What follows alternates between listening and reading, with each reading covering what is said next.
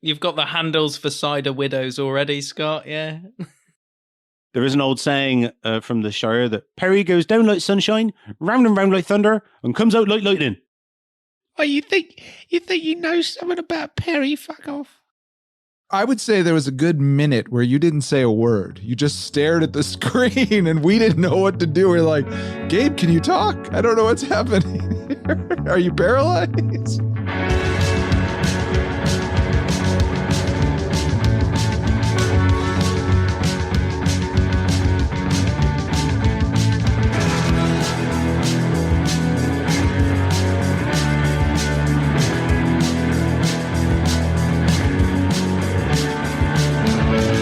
Everybody, and welcome to another episode of the Neutral Cider Hotel podcast, or should that be for 1 week only, the Neutral Perry Hotel. Woo! That's right. Later on in the show, check it out, we'll be doing a deep dive into this very special drink. I'm Gabe Cook, your host for this evening, and coming up as well, we'll be having a bit of a delve into the latest cider news before undertaking a fun game with Mr. Grant Hutchison. But first... Hello, everyone. Oh, hello. Hello. Who's that? Grant, your voice has changed since we last spoke. I've just snuck my way downstairs. I'm usually banished upstairs on a Tuesday night. But Welcome to the hotel, Jay Hutchison, Grant's lovely wife. Welcome. Hi. Our first spouse on the show, I believe. I know. I guess. What about everyone else's partner? Are they going to get a shot as well? Maybe we'll just start our own podcast together. What we do on a Tuesday night. What about the TV shows you watch on absolutely. I'm not going to lie. I think that's pretty interesting. That would be great. All right, I'm ready to produce it. Just give me a call. You've got the handles for cider widows already, Scott. Done. Jay, tell us a little bit about the exciting things that are happening with Able, with the shop. This is very exciting. It's very exciting / terrifying. But so it's due to open Thursday the 29th in the shops. Wait. Will you say what's due to open? The cider shop, Scotland's first cider shop, I might add. And what's it called? Able. Which okay, we need to get it. Scott's face going, no, actually show you. I was like, what you did? Why are you picking it? I was getting to it, but I'm really glad that we've got a sound. So Able, which means apple in Danish for anyone who doesn't know. Where's that again? Oh. Able. Yeah. Oh, I like the way that you're taking Scott on there. Take me to task. Take him to task. So it's going to be Thursday 29th, and we're going to open for the full bank holiday weekend, and then every weekend following that for as long as people want to buy cider. Amazing. Which is forever. Forever and ever. As, if not potentially more importantly than the cider itself, Grant was very, very strong to publicize the provisions element of the enterprise, but wasn't exactly sure what constituted said provisions when we talked about it a few weeks ago. Okay. I for some reason I had sort of like Swiss Army knives and things like that, things that could help you camping. Tomato knives. It's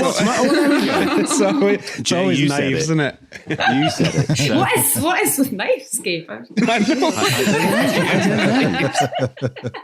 never knew I was such a blade enthusiast. So episode title there. So the provisions, I just love the word provisions because it almost gives an umbrella to fill the shop with things that we like. So it is, who doesn't love crisps with their cider or anything for that matter? Quite right. We're both quite crisp fiends. So, the fact that we can sell crisps, I get wholesale crisps is pretty exciting. You've said the word crisps more than you've said cider or Perry. Yeah, it's a crisp shop.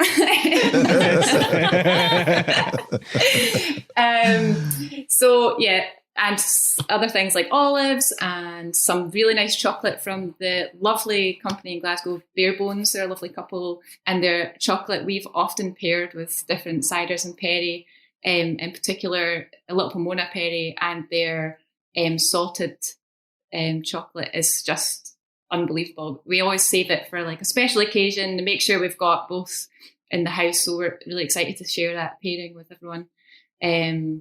So yeah, provisions as some tasty treats. I'm sure that will change as and when we find new things we want to have with cider. New crisp brands. When the new crisp brand comes out. This sounds like it's just a personal snack shop is what it is for you. It pretty much is. Likewise with the booze. I mean, it's like, what do we like? Okay, let's fill it with that. But why not? And I think as well, we want to make it convenient for, we're literally on the doorstep of the beach, and everyone's going to be doing holidays with family and friends, certainly around this area. That's a very common thing here. So we want it to have things that are accessible. If you're going to come in and get a really nice bottle of cider or a can, you could take crisps or olives with you, and they're quite easy to snack along with it. So that's the idea behind that, because I was just like, personally, what would you like from a shop? If you're going to go take stuff to someone's barbecue or sit on the beach or go to a garden.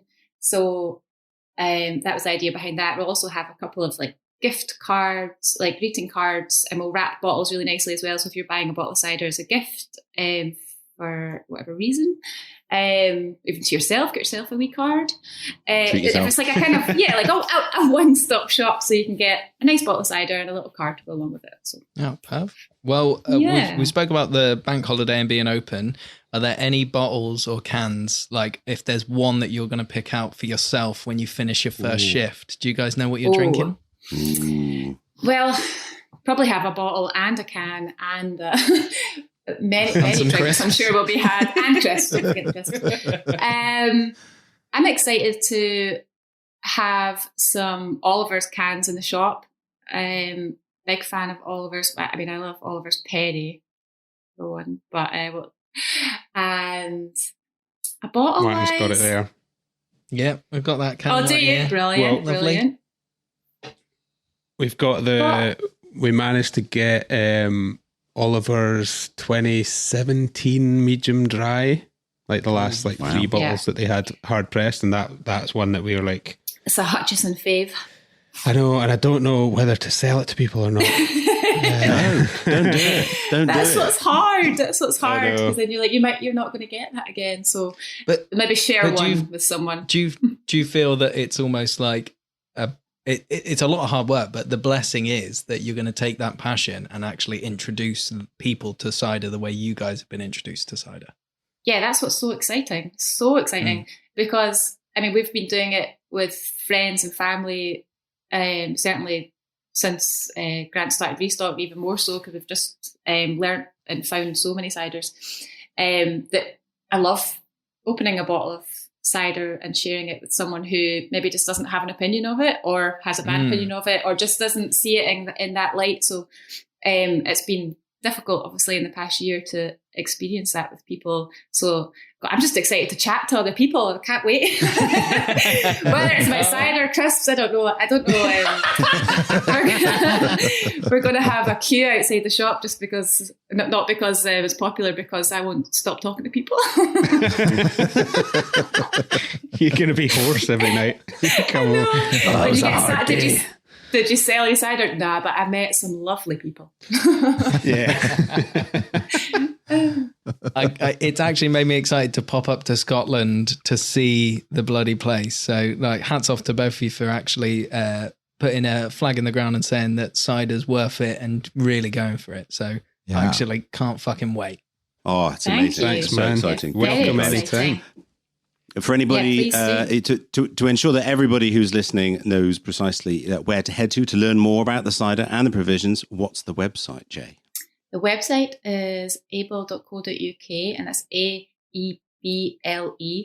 And the Instagram is able_cider shop on Instagram, where you'll see the beautiful photos of the beautiful shop and the beautiful cider and crisps. So... But yeah, Thursday the 29th is the opening date. But And now people in Scotland are free to travel. So come see us. Nice. You heard them, people. You need to get there. People of Scotland, head to Anstruther, have your fish and chips, get your provision. All and across all of the UK. And the world as of next year. And the world as of next year. Head into the coast. I'll be there. Please. Jay, thank you so much for joining us here in the hotel. Hope you've enjoyed it. Now you've seen behind the curtain and see all the magic that happens. Yeah, it's nice to get an insight. Inside job. Magic. Definitely finger quotes for that. Oh, yeah. Awesome. All right. Thank you. Bye. Love you. Bye. See you soon. Love you. Bye. Bye. No, you hang up. Bye. Well, thank you to the lovely Jay for joining us there. Very excited about Able Shop opening up. But Martyn, over to you. What's happening? Oh, there we go. Martyn, someone's come in. What's happening? What's going on? Well, first things first, this podcast is pretty much held up by the people that listen to it. So thank you. But I will say, American audiences let me down a little bit. Oh, no. Can you go on Apple and review the podcast? Because we've had about 4 reviews and we would like some more. And we know that there are some American listeners. Actually, it's grown since my impersonation of the Founding Fathers. So because of, like, Because of. like on the tags, it's like the word got out. Oh God! But yeah, if you could do us a massive favor and actually go to Apple Podcasts and leave a review for us. It doesn't matter if it's good or bad, but don't leave a bad one. Leave a really good one. Thank you. And well, maybe we'll read some on the air. Yeah, we'll read some on the air. There we go. Lovely people of the USA. Give us a go. Give us a review, won't you? So I was just going to give us a go. Just going to give you a little update on modern British cider. I realised that I haven't talked about modern British cider for probably a few weeks, I reckon. Oh, well. Oh, you've actually, because you've actually spoke more about Il Mondo del Cidra, really. This is true. This is true. And it's literally been, I don't know, maybe a whole week since I mentioned Ciderology by Gabe Cook. So, well, it's been interrupted by the opening of Able. So if you want to return to modern British cider and actually update. Well, and then we spoke about American cider by Dan and Craig one week as well, didn't we? So I think my hand's starting to freeze up. He's fucking playing the keyboard. DJ. Oh. Yeah, give us the update, bud. Well, the update was primarily to talk about modern British cider, just so that we could get the soundboard working. But it was also, if any of you were under any illusion that the premise of this podcast was solely for the likes of myself and Grant to utilize this as a vehicle for our own businesses and enterprises, and Martyn's burgeoning cider blending career as well, then you would be probably quite accurate in that. But that all said and done, we now are making contributions towards the wonderful worlds of cider and perry. And yeah, with modern British cider, I'm in an exciting phase. It's a hard phase, lots of writing, lots of work, but I'm really heartened, partly because I'm being sent quite a considerable amount of cider and perry at the moment to review and understand, what are the trends, the packaging, the designs. And I tell you what, it's amazing. There are producers I didn't know. They are producing liquids that I didn't know existed. There are styles of packaging and presentation and language and just general, a real intensity and excitement of things happening with great British cider that I didn't know were. So it's lush. Well, have you, looking at the buzz of it, can you tell the difference in the scene between now and when you started writing Ciderology by Gabe Cook? 100%. Yeah, absolutely. That was when I was writing Ciderology. That was 3.5 years ago now.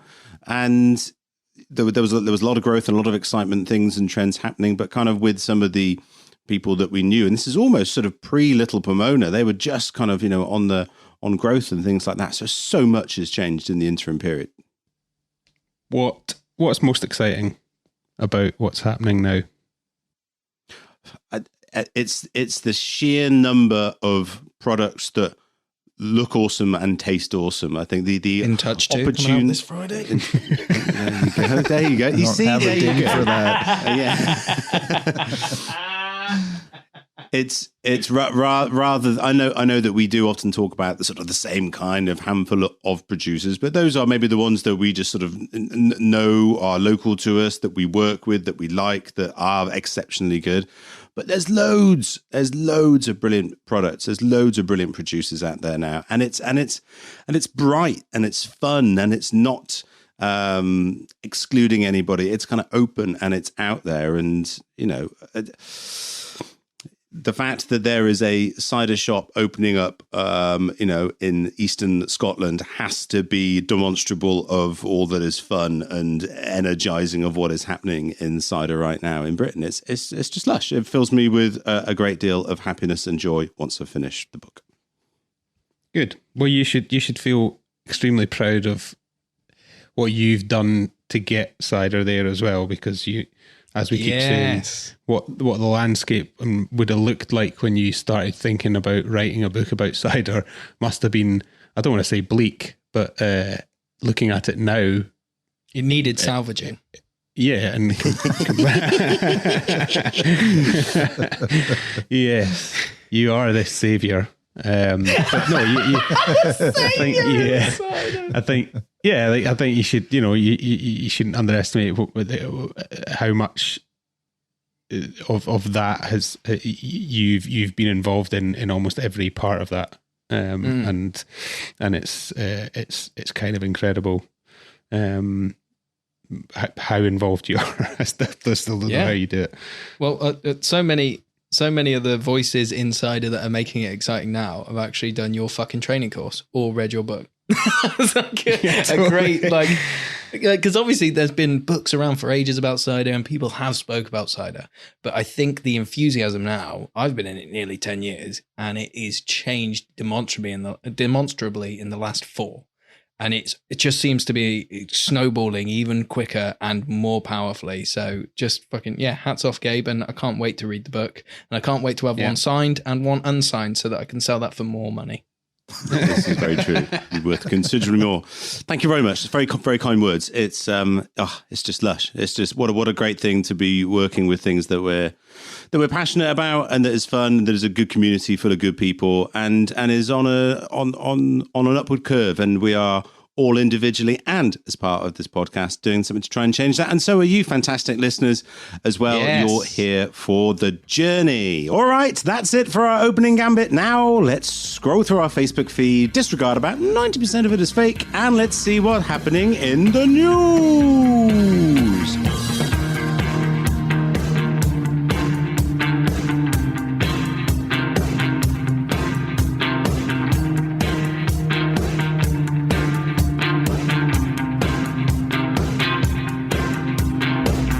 And now, here at the Neutral Cider Hotel podcast, it's time for the news. I'm going to kick off, first of all. I saw an article in the Express. Don't normally read the Express, but you got to read for research purposes only. And it was around sugar levels in cider and calling out how certain brands of cider can have some quite considerable amounts of sugar. Check this out: the Copperberg Pear. 500 ml bottle, that's about 16, 17 ounces, something like that, Scott.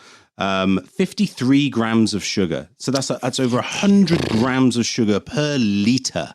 We're talking kind of full-fat Coke territory here. Record Leg Strawberry and Limes, 50.5 grams of sugar per 500 ml. That equates to 330 calories in one bottle, which is huge. And the challenge here was that the headline was cider potentially can lead to type 2 diabetes, which is not the best headline you want associated with the beverage that you are passionate about and that is your lifeblood, life sugar blood levels. Huh? No. Let's address that tiny little laugh you did at the end there. What was that? that was me. What the fuck was that? That was me attempting to do a joke but it didn't kind of work. I thought we were getting into like Dr. Gabe territory again here. Yeah. Oh no, let's. Well, I am actually because. Oh, okay.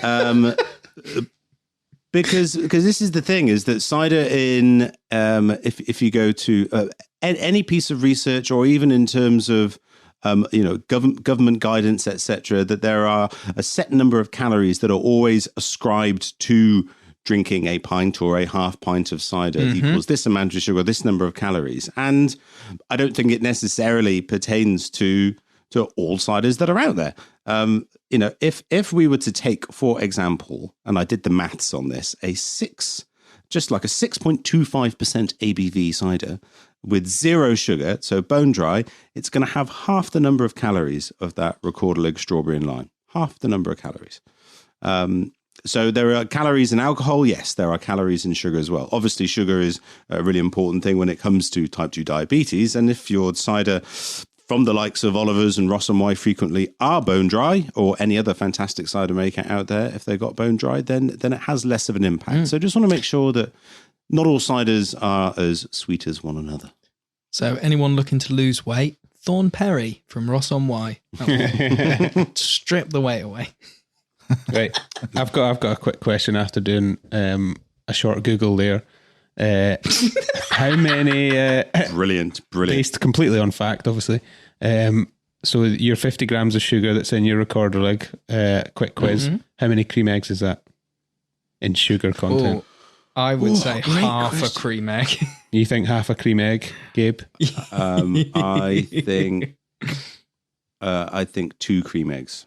Scott, do you know what a cream egg is? That's what I was going to ask. Force of knowledge.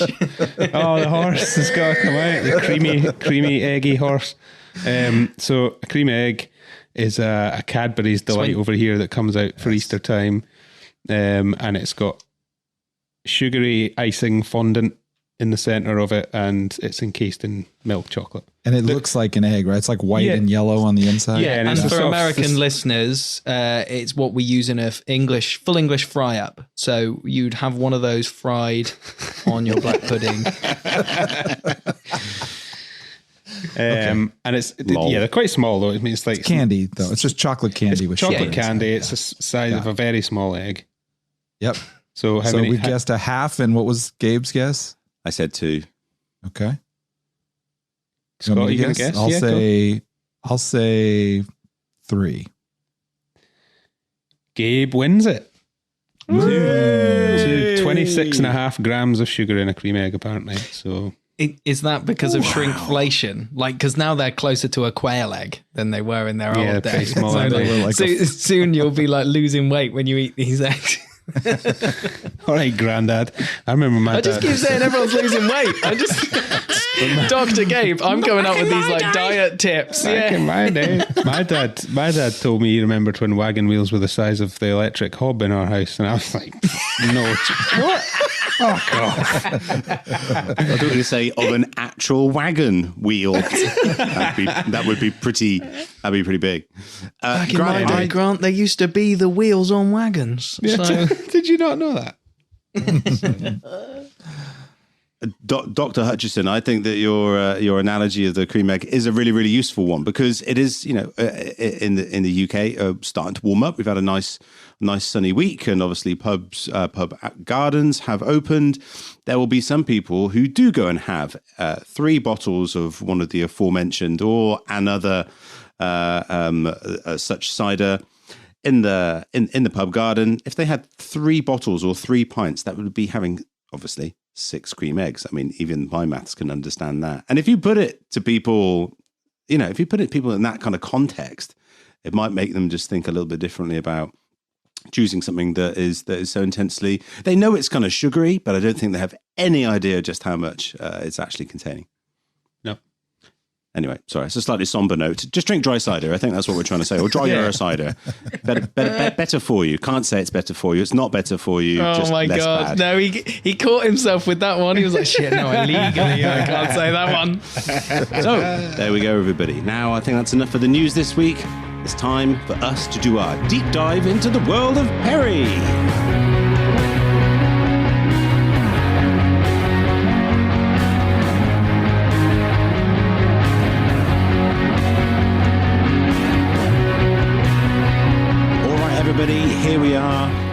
Neutral Cider Hotel, or as I said, for 1 week only, the Neutral Perry Hotel. That's it. This week, our deep dive is all into this amazing drink that isn't even cider at all. So why are we talking about it? I think we might need a horse of knowledge. There it is, saddled up, ready to go. Perry, what's it all about? Well, it all starts with the fruit because it's made from pears, not apples. This is a fermented pear drink, not a fermented apple drink. And the traditional name for that in the UK is Perry. In the continent, it can also be known as poiré or most. Actually, that's not true. Mustburner is the name. That's not true. I just made that up. No, That's a lie.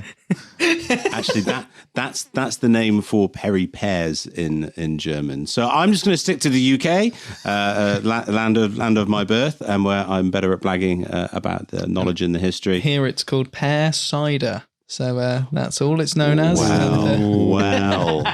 Wait. Let's save that one for a little while. We'll save the controversy. Because... Well, let's not save this, guys, and just begin drinking, shall we? Shall we open up?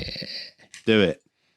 Okay, I've got a cork, guys. So strap in. Umbrella at the ready. I have got a bucket here, so.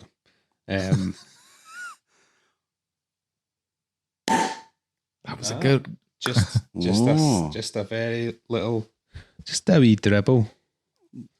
I'm drinking. Do you know? I'm actually slightly disappointed that it was. Are you? So I got really picked up. Yes, that it was so well packaged. Who has done their bottling so well, Grant? Newton Court. I'm drinking Black Mountain Perry from them, which is on their website says Black Mountains overlook Herefordshire's red soil, famous cattle and sprawling orchards where Perry pear trees bear their fruit. Perry's uniquely sweet yet astringent taste has been enjoyed at special occasions for many generations. 750ml bottle. It is, I am going to assume, a secondary in-bottle fermentation. Can't really find that information, but it's. I bought this because I tried this at the Big Apple Blossom Festival in, when would that have been? 2019, my friend. 2019. Yeah, you were there, Gabe. I listened to you do several talks. You're going to hear them again now? I'm going to hear them again now. Make it eight. Do you want to do it? Yeah. And I bought a bottle of this, and we sat outside and drank it. Jay and I and Freddie was kind of a little pup, and fell in love with it. And it's just one of those drinks that takes me back. You know, it was all about where I was when I first tried it and the experience I was having. So always takes me back there. But yeah, it's beautiful. It's got that kind of beautiful straw color that you expect from Perry. Really super fragrant. Carbonation is quite high, but I think really suits that fresh, grassy, citrusy notes that are coming from the pear. It's beautiful. What have you got?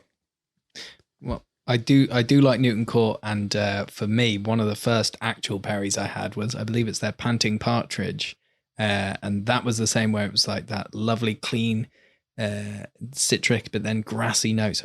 Delicious. But tonight, I have been blessed because I put out a call for some funky Perrys to some mates, and the beautiful, beautiful Dom of Two Belly bestowed upon me Le Pierre Jules Perry, Normandy Perry, with 3 different pear varieties. So I'm going to butcher the language and then Gabe's going to translate. So 30% Pois de Grazy.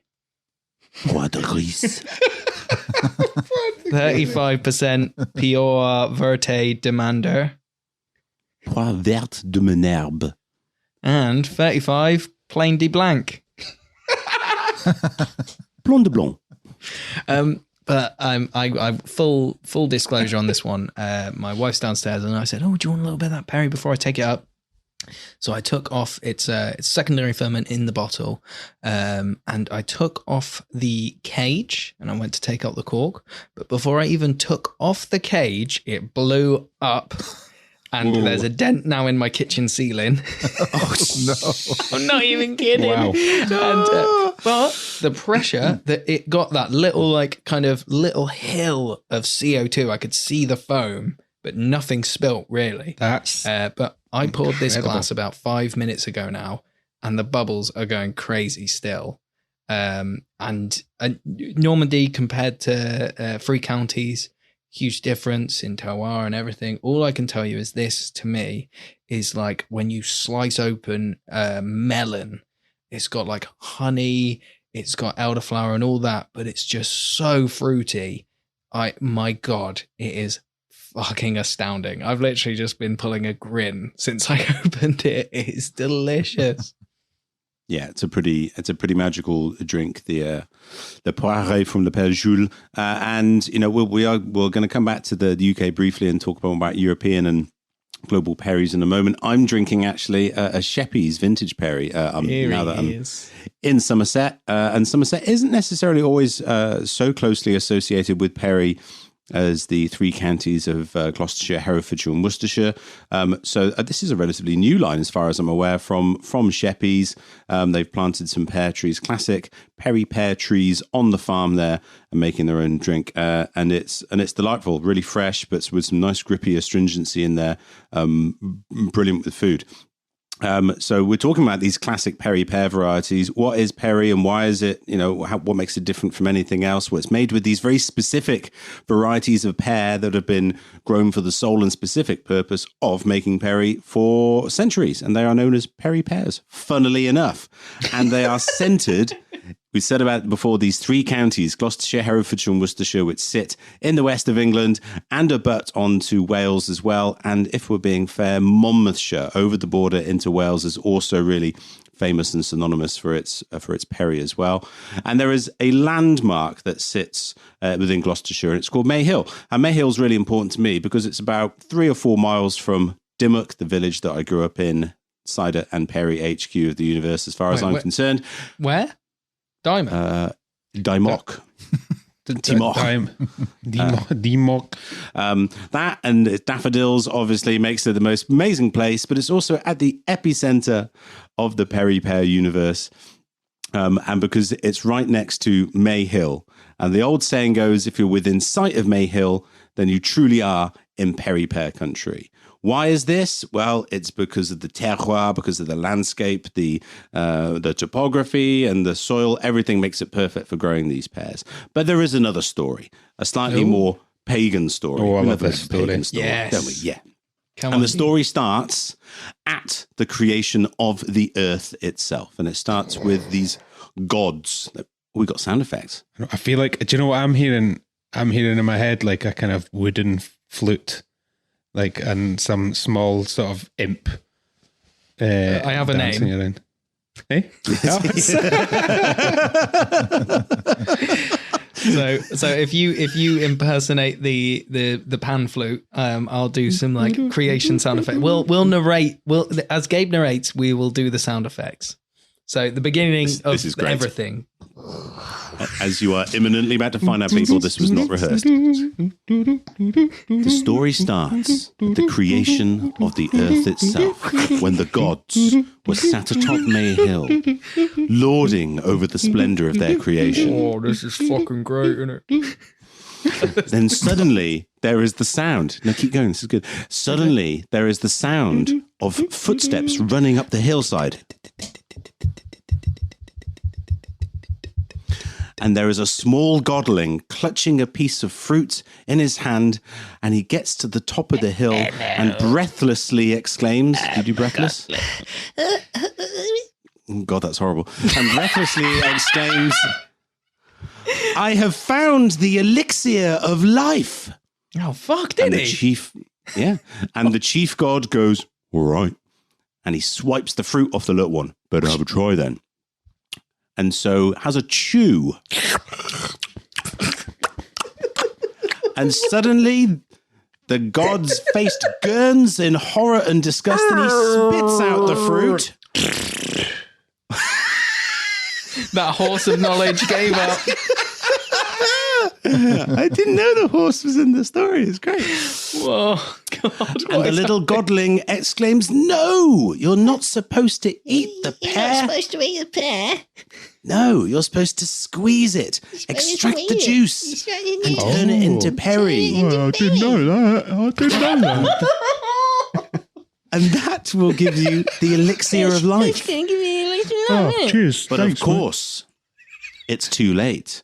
The god has spat out the pear. The seeds have scattered throughout the land. And from the ground rise these magnificent and majestic perry pear trees. Bravo. Guys, yeah. So when are we opening up the Neutral Child Book Hotel? I know. So, Gabe, thank you for giving that visual representation. Lovely. So the great thing about perry is that compared to cider, it's not as widely grown, it's not as widely made, it's not as widely known or understood, but it's really deeply rooted in a kind of folklore and heritage and mysticism and mystique. And it's partly because these trees are so big and old. They can be the size of oak trees, 40, 50 feet tall, huge, great limbs. And, whereas an apple tree will grow, if it grows to 100 years old, it's had a really good innings. These pear trees, they grow 200, 300, maybe even 400 years old. In the village next door to Dimmock is Muchmarkel, which is where Weston's is. And there is one of the oldest houses in England there. It's called Helen's, and it had, like any self-respecting, beautiful old house, it has this wonderful, long, undulating driveway leading up to it. And it has an avenue of trees lining along it. But there's no beeches or oaks here. This is a Perry Pear Avenue, planted in 1710 to commemorate the coronation of Queen Anne. And they're still there today. They're just these absolutely wonderful specimens. So it seems weird that there wouldn't be just loads of Perry pear trees around then if they last forever and they're super old. How come there's not loads of them around and lots of people are not making Perry? Or are there other challenges with Perry that stop people from taking that on? Yes, in a word, yes. There are many reasons why Perry hasn't made it, unlike cider being the nationally grown and made and sold drink relative to this traditional Perry. Firstly, you have the size of these kind of trees sort of historically. They do go really big. And so harvesting the fruit as a first port of call is really, really tough. And you've got all these different varieties. And although they all share to a greater or lesser extent a commonality of sharing some kind of tannin structure, like we've talked about with sort of West Country apples providing some mouthfeel and structure and complexity, they're all quite different in the way that they look and in the way that they taste. And when they come into fruition, some are really early and super squishy, and their perfect moment of ripeness is about 20 minutes on the tree. Before that, you can't get to it. After that, it's splattered on the ground. Some of them are absolutely rock hard, and you have to pick them in October, but not mill them until January, like butt or rock, something like that. They're absolutely crazy. They're really they don't take well to be machine harvested, which is how the vast majority of larger ciders are made with machine harvested fruit. And then we also get into problems and challenges within the making of the drink. Although you make it in the exact same way, you squeeze it, it's natural sugars, there's fermentation. You make it in the exact same way. All the people that make Perry are cider makers who make a little bit of Perry. But the construct of Perry is slightly different. It's got some citric acid as well as malic acid in there, and it's got some unfermentable sugars called sorbitol. And it can just do weird and funny things, and is just generally a little bit more delicate and a little bit more susceptible to infection. I've got two Perrys in front of me. One is the Sheppey's, and another one that I opened. In fact, there was a third one, and the other two are faulty. So I'm not going to drink or enjoy those. One was just fully mousy. Now, for anybody who's never heard of mouse in the context There's a of horse of knowledge here. There's a horse chasing that mouse around the farm, right? the mouse of knowledge. Mouse is something. I don't have a mouse of knowledge. I know everything. The smug mouse of knowledge. Yes. Ask me these riddles. Why'd you say? You think you know something about Perry? Fuck off. That's the top of the episode. There is no way that isn't at the top of the episode, Grant. Anyway, tell us, Gabe. Mouse is a rather unfortunate and painfully tasting fault that occurs within Kaninka in wine and in cider, but it seems really prevalent in Perry. And basically, it's a bacterial infection that precipitates the sensation of a really fausty, musty, rank mouse cage kind of taste sensation at the back of the throat. And the thing is, you can't smell it. You can't smell it. It is only, it is sort of the characters are liberated when it comes in contact with water, i.e. your like saliva in your mouth, and then boom, it hits. So you could smell and go, it should be all right, and then cry very heavily afterwards. With the fruit being a challenge, with the trees being old as balls, why aren't more people in the country of the UK, or the countries of the UK, drinking more of it, Gabe?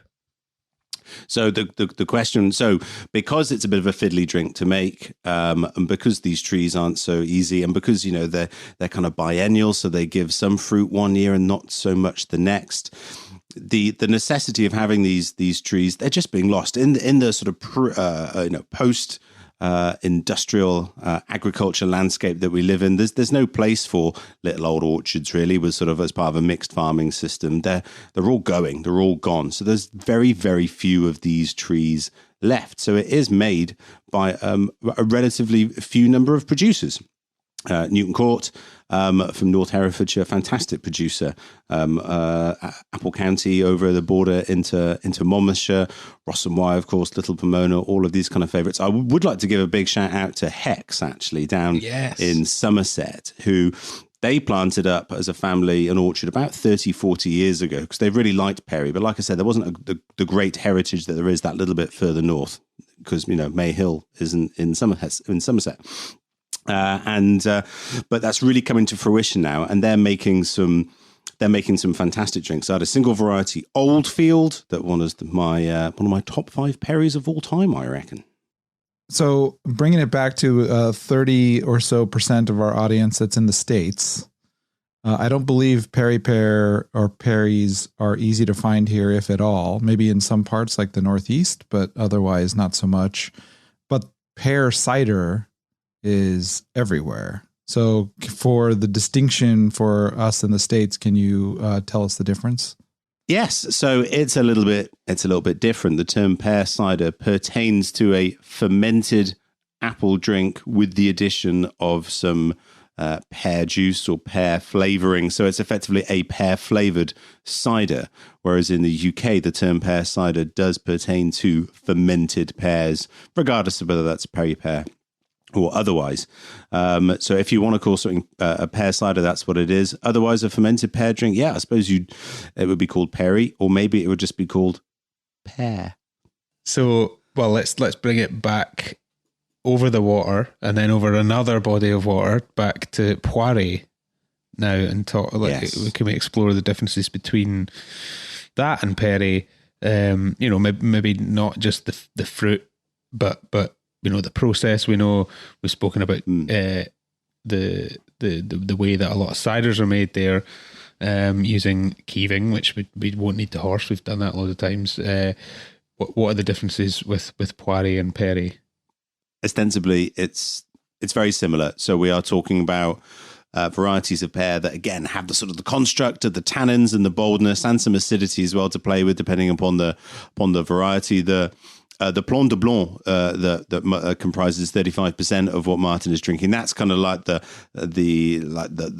powerhouse of the French kind of poiré kind of scene. The majority of Perrys are made with at least a significant proportion of that, and in some areas 100%.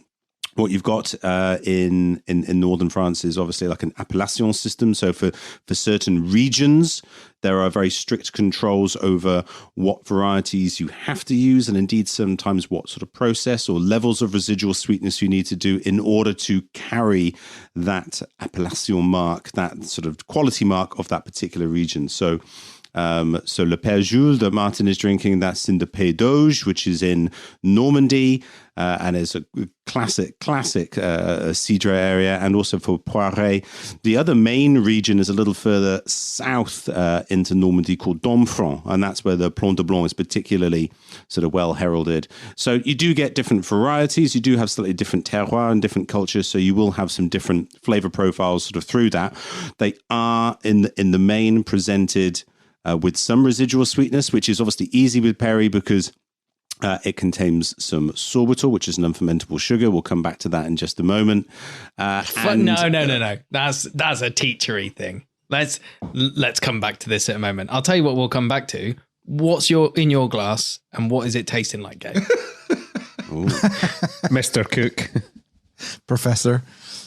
Very, very good. Thank you. Well, so in the main, Perry tends to be a little lighter, more floral, a bit more fresh and fragrant than its more tannic cider cousins from the sort of the west of England.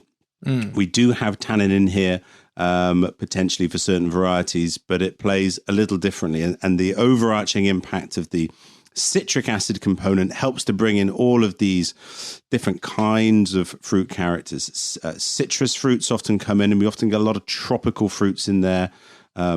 Mangoes and grapefruits. This one's, I'm drinking this Sheppey's Vintage Perry, and we've definitely got a nice bit of the elderflower on the nose, a little bit of jasmine, but then there's also that sort of slightly tart, puckering grapefruit with a bit of bitterness underneath as well. So it's really fresh, it's really invigorating, but it's got some chewiness and it's got some structure in there too. It's really rather gorgeous, but it's quite accessible at the same time. 7.4% alcohol as well, so it's got some body and some structure in there. See, now you mentioned mango. Days. That's I'm getting a lot of that now in this one on the nose. This is only 4.2%. I don't know. Yeah, mine's 4. Is that kind of a more classic strength? Well, what Paul has done there with the Black Mountain Perry is the same as what would classically happen to the Poiré, which is that it's effectively a retention of sweetness, and that fermentation has been sort of controlled, right. And that fermentation is, I suppose you could kind of call it pet nat, but it's a bit more than that, because it's not just that the fermentation has finished in the bottle create the fizz, but you've also got that retention of sweetness as well, beyond which just the unfermentable sorbitol gives. This is some extra sugar as well. Are all of yours carbonated? That's a very, very wise and smart and insightful question, Scott. And the answer is that I'm the only one who is drinking a carbonated cider. The other Perry, the other two guys, they have a sort of classic in bottle fermentation. Is Scott asking about still Perry though? Right, that's what I have. Right. I see. So what are you drinking, Scott? Right, I have Oliver's Herefordshire Dry Perry, which I'm guessing is somewhere between 5 and 8 years old. Whoa. like all Perry should be. I mean, I don't know if you guys know the label, if you guys recognize it, if you can date that, but but you showed it to Tom before, right? So yeah, Tom's suggestion when I showed it to him was that it might be on the wine or vinegar side of what it could be, but it isn't. It's quite nice, actually. I'm not used to drinking still drinks, cider drinks or anything like that. This is my first Perry, and this is only my second still cider, but it's nice. It's light. It's very gentle, I would say. And the thing that sticks out to me, and I'm not an educated taster like you guys, so I don't have all those notes, but it reminds me of a very gentle port. If I was trying, I kind of get this like raisin sweetness to it. Nice. Yeah, That so that will be partly down to some of the like oxidized characters. It's got a bit of age, it's had a bit of time in the bottle, and it's losing a little bit of the initial sort of zestiness and vibrancy that it probably once had, and it's just sort of slowly maturing into middle age, like me, and is turning slightly raisiny as a result. So just you're losing some of the high notes, but you're getting this real sort of richness and breadth and sort of toasty and probably quite honeycomby and all these kind of characters that just add a different sort of take on things. I like to imagine it being like that Steve Buscemi where he's trying to hang out with the younger people, and it's like, how do you do, fellow Perrys? Like just this really old as balls Perry. Wrinkly pear. Do they all taste like sand and books? Sorry, I have to keep muting because this is so heavily carbonated. I'm burping like fuck. Scott's there like, do you guys have still Perrys? And Grant's like, I keep burping. Yeah. I would say that these drinks will naturally want to start their life as a still product in the most sort of simplistic kind of fashion. But a lot of people who are making a Perry very often will do it as not just carbonated like I have, where they've introduced the carbonation, but actually as a bottle, a naturally carbonated product to capture that vibrancy, because those bubbles really do help to enhance some of those floral characters and the sort of the intensity of the overall flavor profile. So we've got a lot of cider drinkers that listen in, and I'm sure some of them do drink Perry as well. But say I know some of my family members that would say they enjoy a cider, but might not even know what Perry is. Are there any Perry makers in the UK or in the US or abroad that you would go, these are the ones to pick out and to buy if you can see them?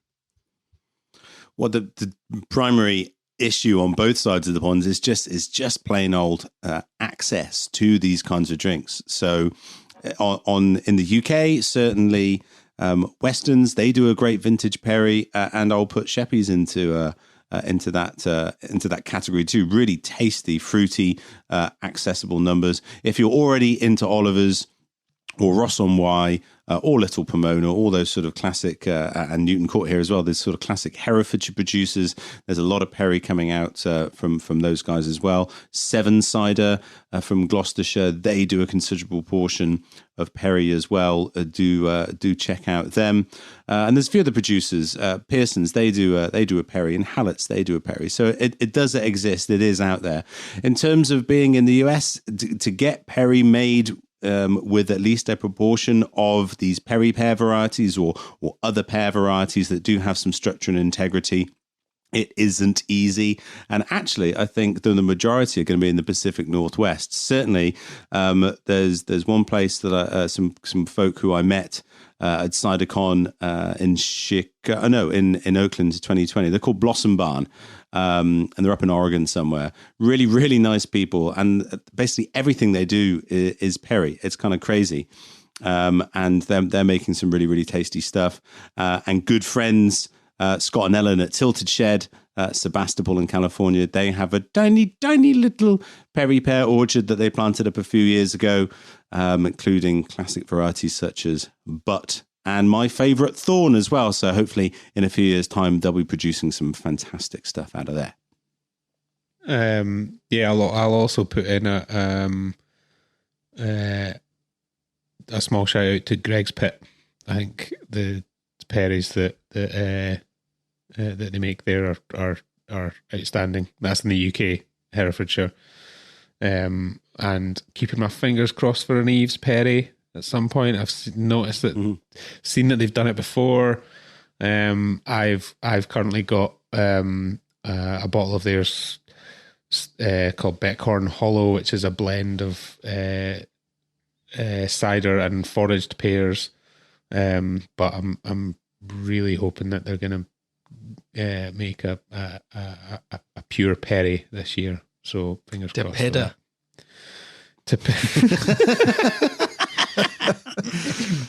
That's if you're listening, Autumn and Ezra, you got your name sorted. And if you want a label done by a child, I'm your man. It's just going to be I'm your mouse. Man. I'm your man child.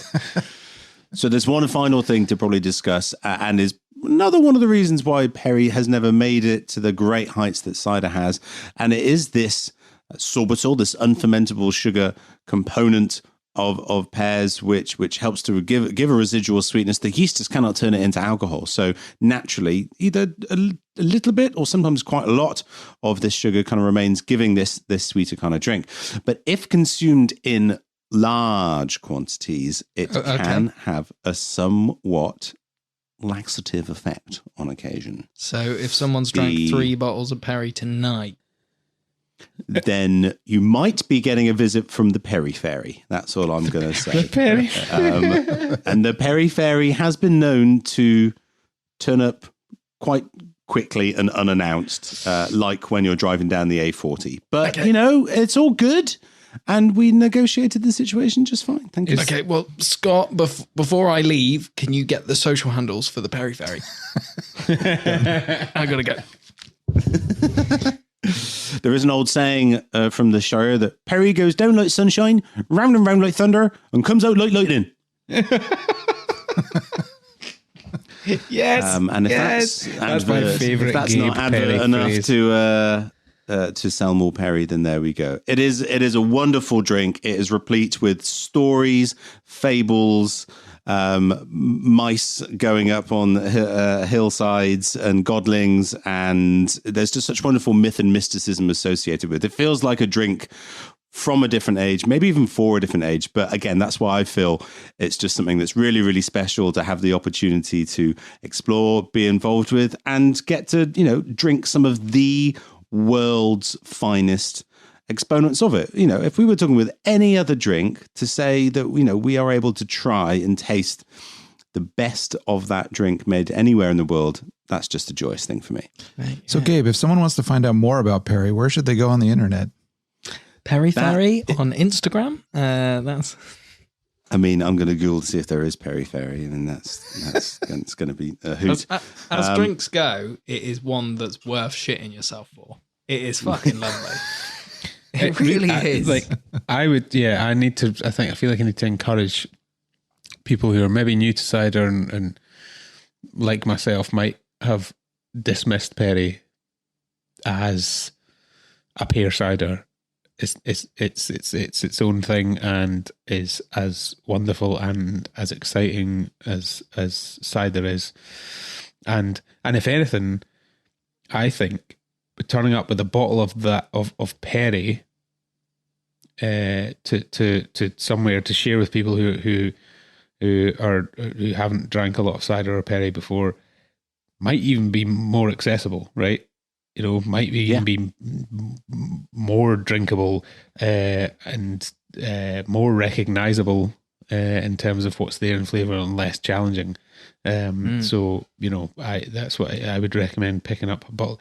I was thinking of that Black Mountain Perry. I was like, you could have bottles of that at, a birthday party or a wedding or whatever, pop some corks and it's 4.2%. It's not as horribly dry as champagne or Prosecco or as strong, but it's still as beautiful and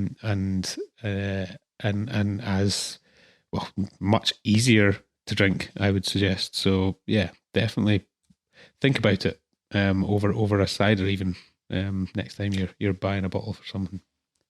So if you were to pick up a bottle of that in Scotland for an event coming up, probably the bank holiday weekend, where could you go, Grant? I think Scott should get his trigger finger ready. Probably a place called Able. I really wanted you to say Crisps. Wait. Yeah. Oh, sorry, Crisps. That's our shop in Copenhagen that only sells cider. Crisps. We'll be stocking the little Pomona Perry, both of them, Do It Puritan and the Pet Nat 2020. We've got Oliver's Pet Nat Perry. We have Nightingale Kentish Perry.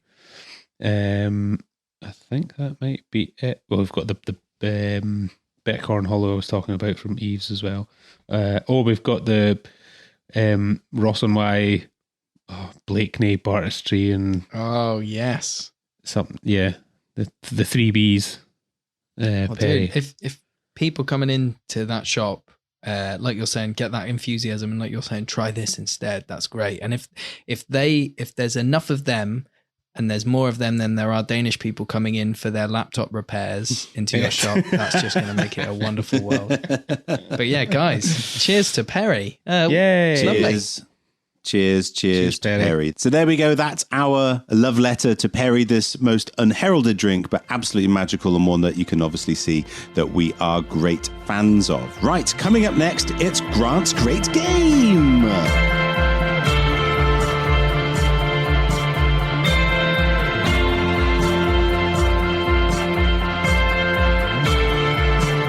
And now here at the Neutral Cider Hotel, it's time for a game. Grant, what have you put together for us?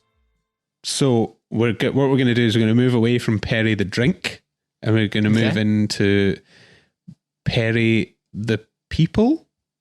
So I've got 5 famous human Perrys. So people who are named Perry. And you have to guess from 3 clues or 1 clue. So basically, if you guess the famous Perry after 1 clue, you get 3 points. If you get it after 2, you get 2 points. If you get it after the 3rd clue, you get 1 point. Buzz in with your name. And I've got 5, so hopefully that should work out points wise. So are we ready? Are we ready to does everyone understand the rules? Everyone understands the game? We're going with famous Perrys. I think we've moved on, and I think we can get this. Yeah, let's do it. Easy. No ifs, no buts. So, nice little Perry pun there. Lovely. Thorn in my side, you. Nearly. Go on then, Grant. Okay, let's go. Right, our first Perry was a nationally ranked junior tennis player in Canada. Martyn. Okay. Martyn, please give us who you think this famous Perry is. Okay. Little Pomona, Pet Nat Perry from 2020. Ding, ding, ding, ding, ding, ding, ding. No. It was worth it just for that. Yeah. No, that's it, man. That's your go. I know it's my go. And I'm willing to risk it on that simply because I'm drinking that Perry right now, the 2020 vintage, and fuck me, it's gorgeous. It's a winner. There we go. Yeah. If it has the backhand to take on any Canadian junior champion. There you go. With Little Pomona, it's always love. Right, Gabe, you ready? Ready for clue 2? I'm this ready. famous Perry starred in the 2000 film Whole 9 Yards. Sorry, what? He starred in a film in 2000 called The Whole 9 Yards. Oh, can I steal? You can for me, Scott, to join in for me. Hang on. Let's not be having this malarkey. Thank you. Matthew Perry. Yes, come on. 2 points. Did you know it from the movie, or was that? How did you? That was just total guess. Well, your last clue was otherwise known as Chandler Bing, so you were because hang on. He was a tennis player. Yep. He was a junior. He was like fucking 13 or something. I didn't even know he was Canadian. He is Canadian American, yeah. Yeah. I'm a bit of a French geek.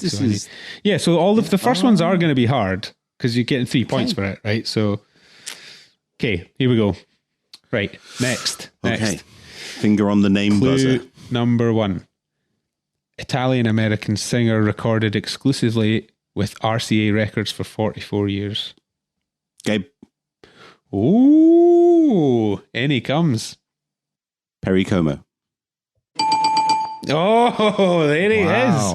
Ding. Straight in there. Are you keeping score, Scott, by the way? I am. Good. It's 5 points. I can tell you that's 5 points. It's 5 points. 0. Yeah. Wow. Yeah. See, this is what happens when you grow up in the shadow of May Hill. You just know these things. Just know. Very braggy today. Yeah. Right. Famous Perry 3. This Famous Perry rose to fame with their second album, One of the Boys. Martin. Go on then. Perry Mason. I don't know. I just thought maybe there is a Perry Mason. He's swinging big. I mean, there is a Perry Mason, but was he part of RAC Records? I don't know anymore. All right, Gabe, you need another clue? yeah. Well, do you want to guess? I mean, do you want to go for the 3 or? Perry. I mean, I don't know, so I'm gonna do Okay. it. Can I wait? Yeah. Yeah, you can wait. Yeah. Give me. This Famous Perry was married to British comedic yogaist Russell Brand. Oh, Katy Perry. fuck's sake.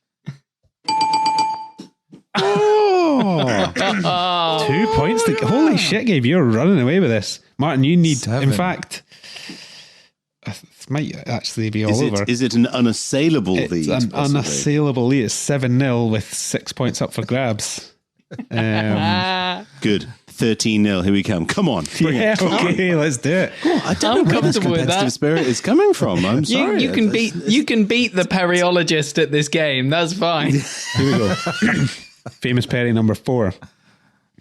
This Famous Perry was, that's another tennis one, was the first tennis player to win a career Grand Slam. Gabe.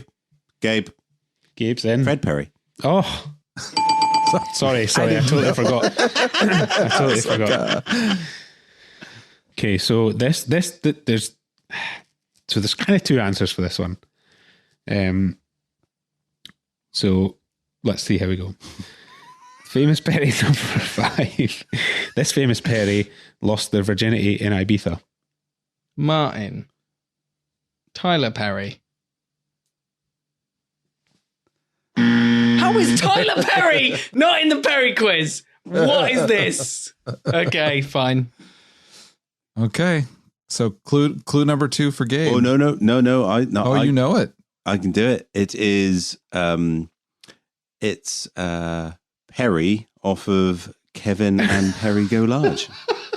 Oh my God. Wow. I can't believe you got that. Also, does he... So what I was going to offer up as a bonus point was who played Perry.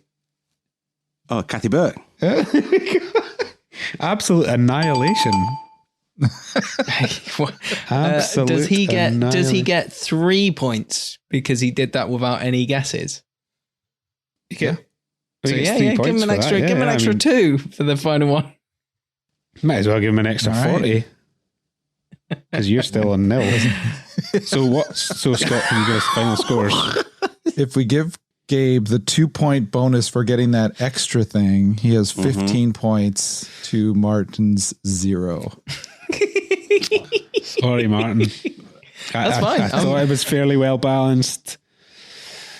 Turns out Gabe knows loads of Perrys.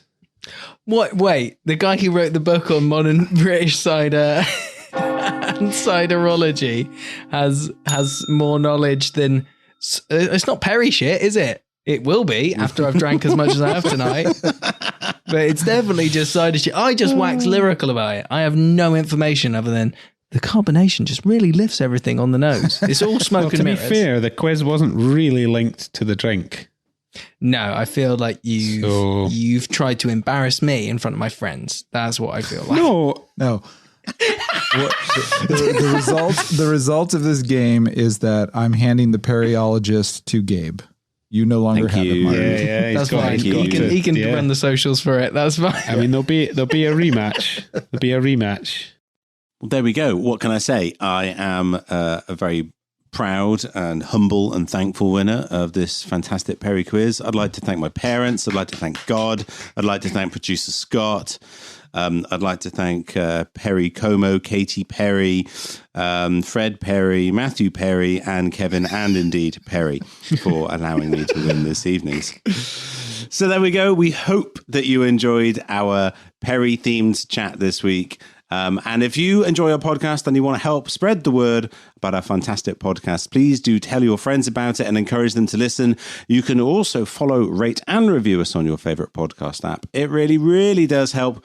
And please find and follow us on the social media. We are at Neutral Cider Hotel on Instagram and Facebook, and Neutral Cider Pod on Twitter. As always, you can visit us on our website and listen online or share episodes at www.neutralciderhotel.com.